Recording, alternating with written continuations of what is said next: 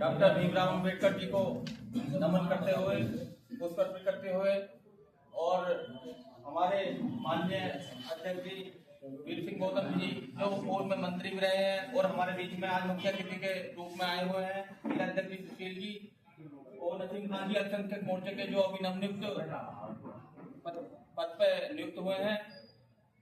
तो मेरे भाइयों, जैसा अभी राकेश भाई बोल के गए हमारे, उन्होंने बहुत अच्छा बोला और मैं उनकी इस बात का तहे दिल से शुक्रिया करता हूं कि पार्टी को जोड़ने के लिए उन्होंने समय समय पर अपना साथ दिया है और समय समय पर अपनी जिम्मेदारी को बखूबी निभाया है। तो मेरे भाइयों, सबसे जरूरी क्या चीज उन्होंने बताई, अनुशासन। हम में अनुशासन नहीं है। कोई फोन चला रहा है, कोई इधर उधर देख रहा है, कोई भी किसी की नीतियों को नहीं सुन पा रहा, कोई खाना खाने में थोड़ा मस्त है।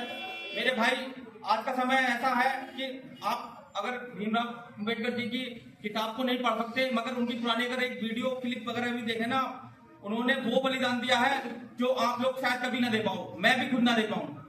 मेरे भाइयों, कम से कम उस चीज पे आप थोड़ा ध्यान दें और उनकी विचारधारा को अगर मानते हैं और उनकी विचारधारा पर चलना चाहते हैं और समाज का हित चाहते हैं और समाज को अपने साथ जोड़ना चाहते हैं और समाज का भला करना चाहते हैं, तो आपको आगे आना पड़ेगा और इन नीतियों से बचना पड़ेगा। भाइयों, जो संघर्ष हमारे बाबा साहब ने किया है वो शायद ही आज के समय में कोई कर पाए। तो मेरे भाइयों, सबसे पहले मैं आपसे निवेदन करता हूं, माफी चाहता हूं कि आप सब अगर कोई वक्ता बोल रहा है तो उसकी विचारधारा को सुने। हो सकता है वो कुछ अच्छी बातें बताए, हो सकता है कुछ आपके काम की बात बताए, हो सकता है आप कहीं जनसंपर्क में जाए तो कभी उस चीज को बताएं, उन लोगों को जोड़ें, संपर्क में लाएं। तो मेरे भाइयों, मैं आपसे निवेदन करता हूं, बार बार आग्रह करता हूं कि अगर कोई वक्ता भी बोल रहा है तो उसे सम्मान दें और उसकी बात को सुनें। बड़े भाई चंद्रशेखर आजाद जी, जिन्होंने न जाने कितने जुर्म से जेल में रहे और उसके बाद में कठोर मेहनत करने के बाद आज हमारे बड़े भाई चंद्रशेखर आजाद जी सांसद हैं और आप लोगों की मेहनत है। मैं चाहता हूं उस मेहनत को लगातार बढ़ाते रहें, लोगों को जोड़ते रहें, जनसंपर्क करते रहें, बातचीत करते रहें, लोगों का हालचाल पूछते रहें। अगर आप किसी के दुख सुख में साथ देंगे तो आने वाले समय में वो लोग आपसे जुड़ के रहेंगे। दूसरी बात यह है, और सबसे पहले आप समाज के लिए काम करिए। अगर आप समाज के लिए काम करेंगे तो आप भाई के लिए तो ऑटोमेटिक काम करेंगे।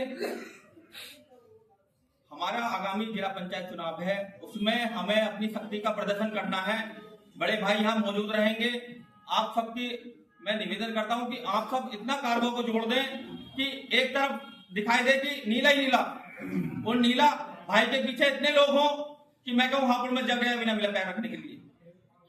बड़े भाई वीर सिंह भाई जी जो पूर्व में मंत्री रहे हैं, उन्होंने भी बहुत मेहनत करी है हमारे जिले के अंदर। पहले भी जो चुनाव हुआ था उसमें भी उन्होंने, मैं कह रहा हूँ, समय समय पर आके अपनी मीटिंगों का आयोजन किया और अपने माध्यम से हमें जोड़ा और हमें इस काबिल बनाया कि हम आपके सामने अपनी बात रख सकें। तो मेरे भाइयों, मैं आपसे सबसे निवेदन करता हूं कि अगर कोई वक्ता बोल रहा है तो सुने और जनसंपर्क में रहें, लोगों को जोड़ें और उनकी बातों को सुने। और किसी की अगर मदद होती है आर्थिक रूप में, जैसे भी आप उपस्थित हो उस तरह से आप उसकी मदद करें। लीगल सेल हुआ, ये जरूर नहीं है कि हम लीगल सेल के पास ही जाएंगे, और भी सेल हैं।